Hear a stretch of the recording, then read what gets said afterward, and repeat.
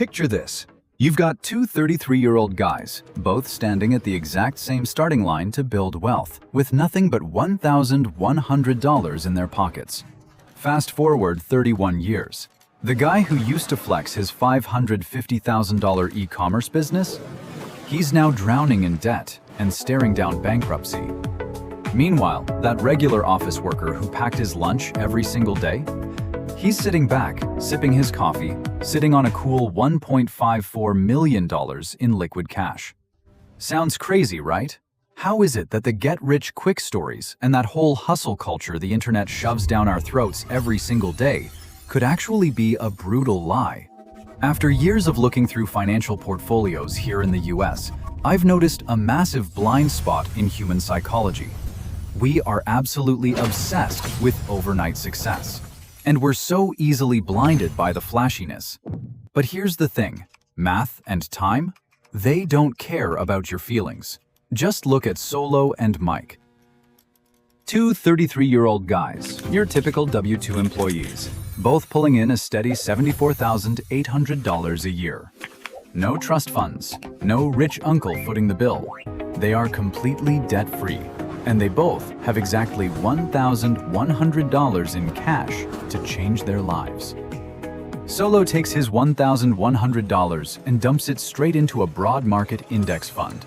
Then he sets up an automatic transfer of $550 every single month from his checking account. It's a plan so boring and invisible, he literally doesn't have a single picture to show off on social media. Mike, on the other hand, goes all in. He empties his $1,100 into inventory and builds an e-commerce startup. Mike is fully fueled by the American dream. He wants to be his own boss, achieve financial freedom, and finally escape that suffocating 9-to-5 grind. On one side, you have boring, endless repetition. On the other, pure, burning passion. But which one is the actual path to true freedom? Now, let's fast forward to year 7. They've both hit 40, the age where society basically expects you to have a stellar career and a rock-solid estate. If we just skim the surface, kind of like how those viral million-view videos flex on social media, the picture right now might actually make you second-guess yourself. Mike is crushing it. His e-commerce business is absolutely blowing up. Annual revenue has hit $550,000. Pulling in a net profit of around $110,000. Mike basically threw his resignation letter at his boss and walked away from the suffocating corporate grind back in year 3. Now he proudly slaps CEO and founder on his bio, drives a slick luxury sports car, and is living out his passion. Mike looks like the absolute poster child for the American dream. And what about Solo? His plan went exactly as expected, to the point of being boring. His index fund account has slowly crept up, crawling little by little to hit $74,800. Sounds okay, right? But let's look at Solo's actual day-to-day life. He's still setting his alarm for 6:30 a.m. He's still driving that beat-up old car where the AC rattles every time he hits the brakes. And lunch? It's still occasionally leftovers from the night before, packed in a Tupperware. His life hasn't changed at all. There's no crazy breakthrough here to turn into a flashy TikTok video. And this is exactly where the math steps aside for something much more ruthless: psychology. You know, personal finance is rarely dictated by lifeless numbers on an Excel spreadsheet. It's decided by the emotional turmoil tearing you apart at 2 a.m. Picture Solo late one night, after a long day of getting micromanaged by his boss. He collapses onto his bed, totally exhausted, and opens Instagram. And bam, right in his face is a picture of Mike raising a glass of champagne at a 5-star resort in Bali, complete with the hashtags #hustle and #financial freedom. In that exact moment, a massive wave of doubt and insecurity crashes over Solo, totally suffocating him. This right here is the most brutal, hidden corner of the slow investing path that no guru ever warns you about. Solo starts agonizing over these bleeding questions. Am I just being too much of a coward? Am I wasting the absolute best years of my life just to play it safe? While Mike is out there conquering the world, I'm sitting here clipping coupons and waiting for this index fund to bump up 8% a year. Sticking to this fund. When am I actually going to be rich? Am I supposed to wait until I'm 60 when my back is giving out and my knees are shot? In behavioral economics, there's a concept called relative deprivation. We rarely judge our own success based on what we actually have. We measure it by peeking over the neighbor's fence. Solo's $74,800 is genuinely an incredible achievement, a rock-solid safety net. But when you put it right next to Mike's flashy CEO title, it suddenly feels cheap, like pocket change. Solo is getting eaten alive by FOMO, the fear of missing out. Ironically, his discipline is starting to wear the face of failure. Our society loves to glorify loud, overnight successes, while the true power of compound interest operates in this incredibly lonely silence. Let's pause for a second. I want us to be brutally honest with each other right now. Have you ever bitten the bullet, pinched every penny, stayed disciplined and stuck to your budget, only to scroll through social media one day, see your friends flexing the keys to a new house or the steering wheel of a luxury car, and suddenly feel like your method is just totally wrong and hopeless? Have you ever felt like the entire world is moving forward and you're the only one getting left behind? If you understand that suffocating, agonizing feeling Solo is going through, drop a comment saying, "I have been there," right down below. Trust me, you are not alone on this journey. But here's the thing. Social media is an absolute master of illusion. That picture-perfect life Mike's living, it's actually bleeding out behind the scenes. If we pull back the flashy curtain on that startup CEO title, you're going to find 3 brutal hidden realities that are quietly eating away at his future every single day. On paper, Mike's strategy sounds flawless. He's doing exactly what every online business guru tells you to do, taking 100% of his profits and dumping them straight back into inventory and marketing to scale up. But guys, math doesn't really care about your favorite motivational books. The first thing suffocating Mike is something W-2 employees like Solo rarely even have to think about: self-employment tax. When Solo clocks in, his company quietly covers half of his Social Security and Medicare taxes. But Mike? He's out there completely on his own. He has to eat that entire 15.3% tax hit before he even starts calculating his actual income tax. Every single dollar Mike sweats for gets brutally sliced right out of the gate, bleeding his already thin profit margins dry.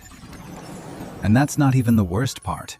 The cruelest joke in finance doesn't come knocking until the night of April 14th, the night right before tax day. Picture this. Mike is slumped over his computer screen, eyes completely bloodshot. His balance sheet clearly shows a killer profit of $110,000 for the year. But when he pulls up his banking app, his cash balance is sitting at a measly $13,200. So where did that other $96,800 vanish to? The answer? It's trapped as phantom income. It's locked up in mountains of unsold inventory sitting in a warehouse, caught in unpaid invoices from clients who are dragging their feet, and tied up in ad spend that hasn't converted into sales yet. But guess what? The IRS doesn't care. They're taxing him on that $110,000 profit on paper, and they definitely don't accept payments in leftover phone cases or unsold t-shirts. They want cold, hard cash. So right there, in the middle of the night, CEO Mike has to bite the bullet and swipe a sky-high interest credit card just to pay taxes on money he hasn't even touched yet. You see, revenue is just vanity, something to brag about. Cash flow? That is your actual oxygen. And that brings us to the final hidden reality. And honestly, this is the fatal blow. Mike's money isn't making him more money. When you're a solopreneur, you think you're building a business. But in reality, you just bought yourself a job that works you 3 times as hard with 0 paid days off. Mike didn't build a runway for his wealth to take off. Instead, he locked himself on a financial treadmill. The only engine keeping that business from totally shutting down is Mike's sweat, the sheer amount of caffeine in his bloodstream, and his completely fried nervous system. The wheel only spins as long as Mike keeps running. Mike is literally draining his youth just to feed this business. completely forgetting to build an automated machine that will feed him when he gets older. It's an invisible trap, a gilded cage that millions of young, ambitious people are blindly running straight into right now in the middle of this whole startup craze. And then the clock hits year 15. This is the exact moment where the brutal reality of math finally shows its face. What the great Albert Einstein supposedly called the eighth wonder of the world: compound interest. Solo's quiet, patient waiting finally roars to life. His financial chart hits that inflection point and bends straight up like a hockey stick. Over 15 years, the total amount Solo actually scraped from his paycheck and dumped into that fund was only about $85,800. But because the market machine never stopped working while he was sleeping, his account has ballooned to a massive $704,000. At this point, that automatic $550 monthly deposit, it's basically a rounding error. The engine has officially ignited and is running entirely on its own. Solo is no longer breaking his back pushing a boulder up an endless hill. He's kicking back in the passenger seat, letting the market drive his future. Meanwhile, Mike's financial treadmill is viciously falling off track. Business is a battlefield, and it takes no prisoners. One morning, the platform he sells on randomly changes its algorithm, and competitors start slashing prices. But the real fatal blow that takes Mike out comes from the sheer fragility of the human body. He gets seriously sick and is bedridden for 4 straight months. As a financial advisor, I always tell my self-employed clients, your biggest risk isn't a market crash, it's your own health. In a solopreneur model, the second the founder's heart stops beating at that frantic hustle pace, the heartbeat of the cash flow flatlines right along with it. Mike's revenue instantly nosedives straight to zero. Try to picture this brutal split-screen contrast. On the left side, Mike has his eyes squeezed shut in a sickbed, breaking out in a cold sweat. The phone on his nightstand buzzes relentlessly. It's the bank, hounding him for a past-due credit card payment with a punishing 12.5% penalty, APR. On the right side, Solo is chilling at home, brewing a hot cup of tea and rubbing the head of his little girl, who's also homesick. Solo's phone makes a soft ding. It's a notification that his index fund just automatically reinvested $1,320 in quarterly dividends. That is the moment that completely strips bare the life or death difference between running on a treadmill and building a runway. Life is guaranteed to knock us down at some point. So let me ask you straight up. When you're exhausted and lying in that hospital bed, do you want your phone screen lighting up with debt collection texts or dividend notifications? Don't hesitate to drop your answer down in the comments below. I really want to know what you guys are thinking right now. In the blink of an eye, let's fast forward to age 58, the point in life where the wild ride of your youth is finally pulling into the station. This is the moment the financial scoreboard posts the final score. It's brutal, but it's as real as it gets. For Solo, his account balance is sitting at $1.54 million in pure liquid cash. His entire life, he never had a single viral moment online. He never slapped CEO on his bio, and he never preached any grand startup philosophies. But he holds the one thing that millions of people desperately crave: a completely stress-free retirement. He gets to walk tall and have absolute ownership over his own time. That right there is the glorious payoff, worth every single penny, for quietly embracing the ultimate boredom for 28 straight years. And what about Mike? At that exact same age of 58, the net worth of our passionate former CEO sits at negative $14,300. The only things he has left are suffocating mountains of credit card debt, ruthless tax notices from the IRS, and a body that has been completely wrung out to its very last drop of energy. They started at the exact same line with $1,100. They walked through the exact same 28 years of their prime. But while one guy quietly built a fully automated machine, the other guy turned himself into a replaceable cog in a machine, grinding away until he completely broke down. Looking back at this massive journey between Solo and Mike, what can we actually learn from them? Now, don't get me wrong here. I'm not sharing this story to crush your entrepreneurial dreams. Starting a business is an incredible journey, but we need to take off those rose-colored glasses and look at it through a much more raw, realistic lens. The first lesson, and probably the biggest splash of cold water for anyone obsessed with hustle culture. Going all in as a solo operator like Mike isn't actually building a business. The brutal truth? You just bought yourself the most grueling, high-intensity day job on the planet. And of course, it comes with zero health insurance and absolutely no PTO. A true business is a systematic machine, and most importantly, it has resale value when you're ready to walk away. If your company flatlines the second you close your eyes to sleep, you don't own it. It owns you. So where exactly was Mike's fatal flaw?